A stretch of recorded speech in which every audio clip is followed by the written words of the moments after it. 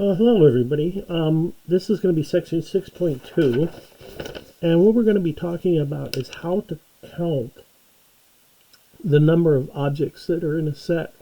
And I know we all know how to count, but it's going to be a little bit more complicated than that. So some notation. Suppose I have a set A, which contains A through E, so it's 1, 2, 3, 4, 5 objects. Then the notation is that the number of objects in set A is 5. If I have another set, say B, which has a sock, a motorcycle, and a hamster, then we would say the number of objects in this set is 3. Okay, now here's where it gets a little bit more complicated. Suppose I tell you that we have a set E, and we have 15 students taking English class at, say, 9 a.m., and H is a set of 20 students that are taking history class at 11 a.m.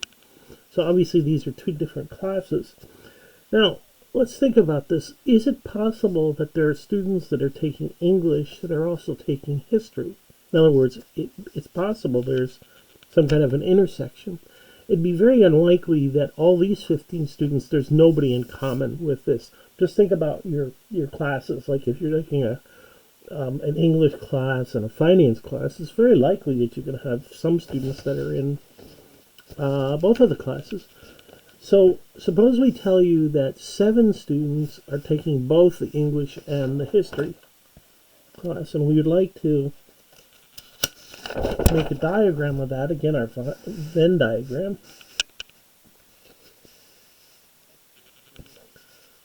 So what we're saying is we've got 15 students that are taking English, 20 that are taking history, but this doesn't represent what's really going on because there's some that are taking both. So what we have to do, and please pay attention to this because this is where students get things messed up. We take the most restrictive case, that is there's 7 students that are taking both the English and history. Now we have a total of 15 students taking English. So some of them are taking English but not history. So this set of 7 represents those that are taking English as well as history. We were told that we have 20 students that take history. 7 of them are taking both, which means 13 are taking history but are not taking English. And so we can write down, oops, let me bring this up. We can write down that the number of students taking English but not history is 8. Be very careful. It's not 15 in here. These two have to add up to be 15. The number taking history but not English is the 20. You don't double count, and you have to pull off the 7 that are taking both. Now, when we take the union of two sets, what do? We take the two boxes, and dump them into another box. So in other words, you do not take 15 plus 20. You take 8 plus 7 plus 13, which is 28, are taking the union of those. So that's a very common mistake. Do not double count. Let's take another example.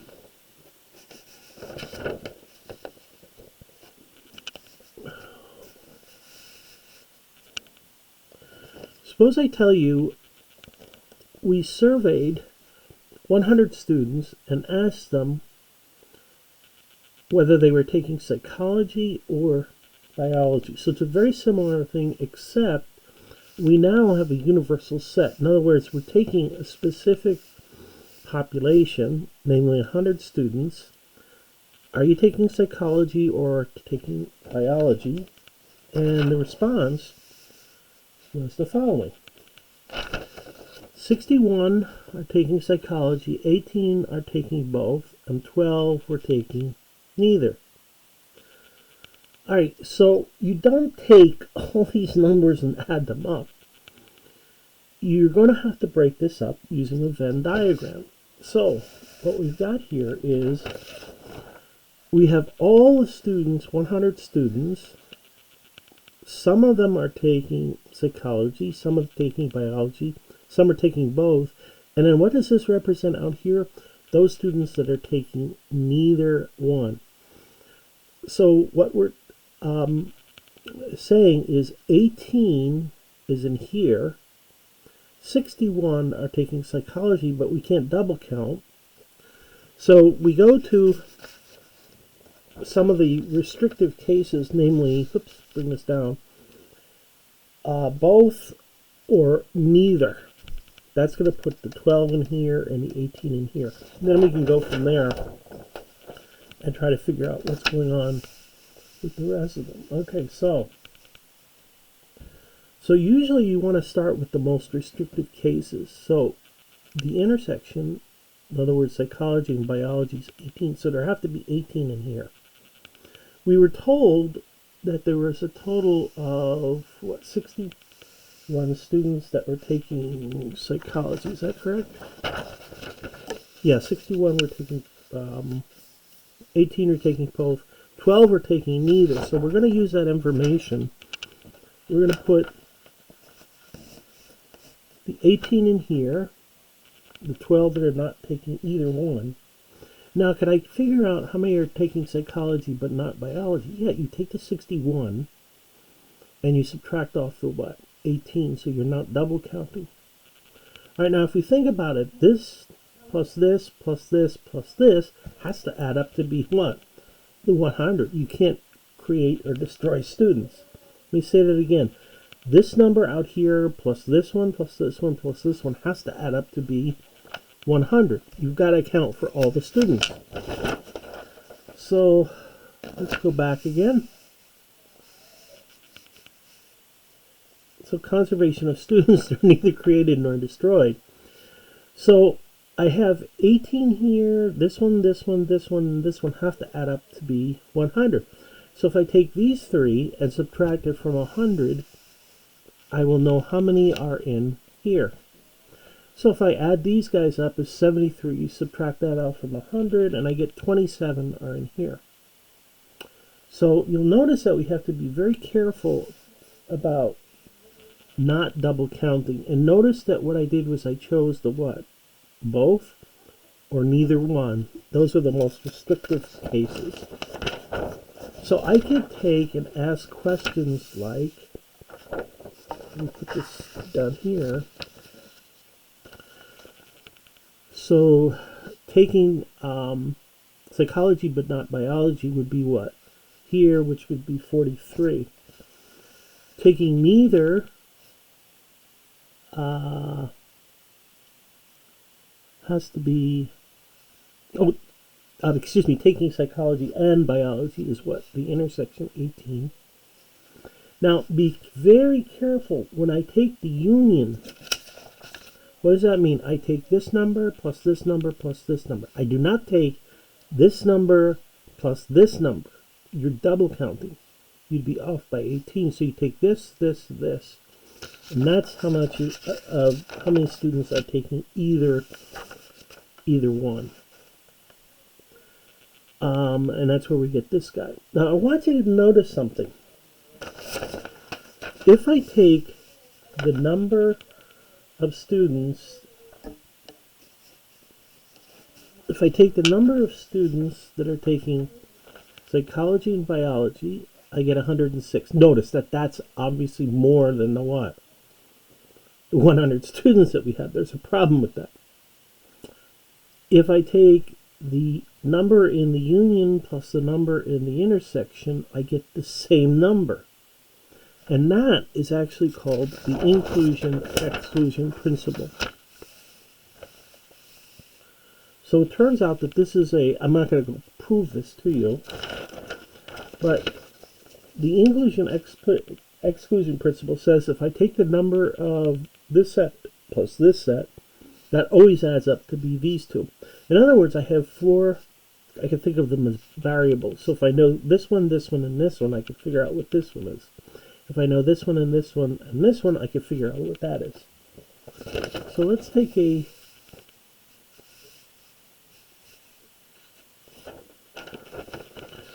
I take a survey of students, or just a survey of whoever, and I ask them questions like the following.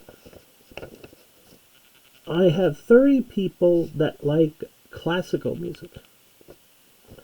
I have 24 that like country and western. Now this is not going to, you're going to see that this is not just 2 sets, but 3 sets. But we'll use this again because I want to make sure we understand the idea behind intersections and etc. 31 like jazz. And now we've got a whole bunch of possibilities. So I have 30, let's put that there. So I have 30 that like classical, 24 that like country and western, 31 like jazz, 9 country western and classic, 12 country western and jazz, 10 classical and jazz, 4 like all 3, 6 don't like any of the above. Okay. Now you can see that we're not just talking about 2 sets here, we're talking about 3 sets. On a quiz or a test, I'm not going to make you go through this, but I just want to make sure you understand. So the question comes up is, I don't have just 2 sets, I've got to have what? Classical, country, and jazz are 3 sets. So,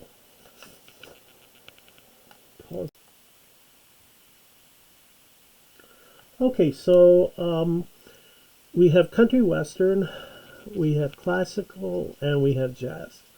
Now this is definitely not the picture, because what this is saying is that there's nothing in common, and it's not true. We know that there are some people that like country, western, and jazz, etc. So the more realistic picture is obviously this. Now you remember when we were doing the Venn diagrams just for 2 sets, we took the intersection, but this time we have multiple places of intersection. So what does this region right here mean?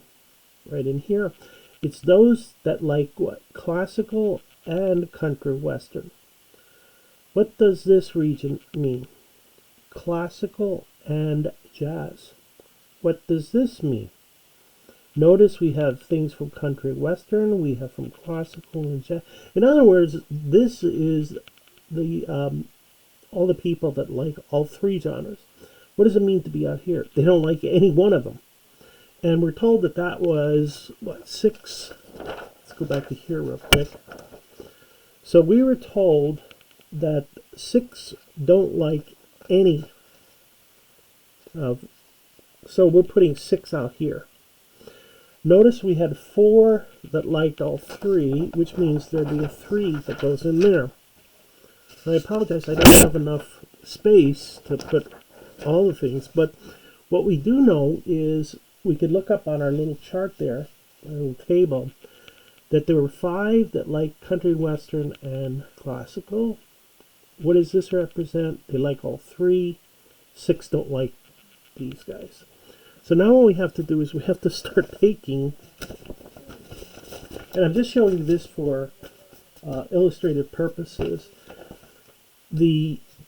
What you're going to have to do now is the following. If we go back to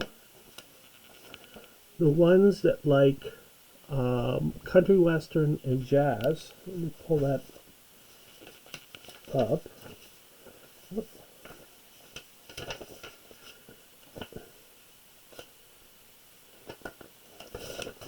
Okay, so we were told that 12 like country western and jazz. So what we do is we put in, this is country western and this is jazz, so that's the intersection of those 2, correct? But we know that these 2 guys, what did this represent? Classical, country western. This was all 3. But if we know from here, if this bigger crescent is 12, then this big crescent has to also add up to be 12, which means that you have to have, what, 8 in here. Notice what I'm doing is I'm going to the most restrictive cases. So now we have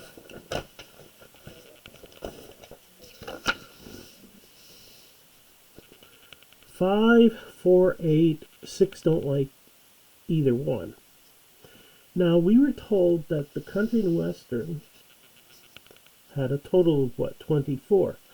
So 5, 4 is 9, and 8 is 17. So we can figure out how many are in here.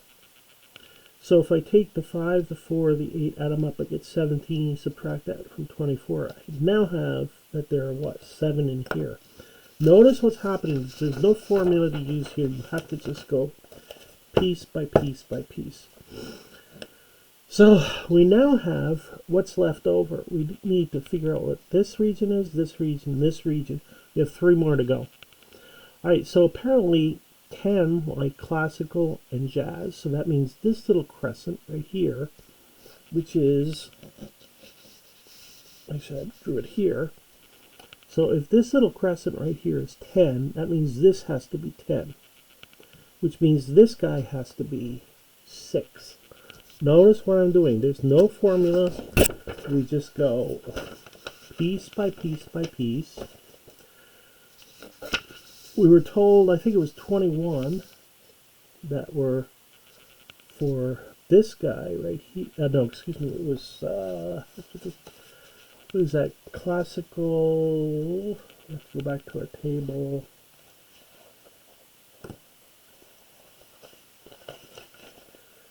Okay, classical is 30.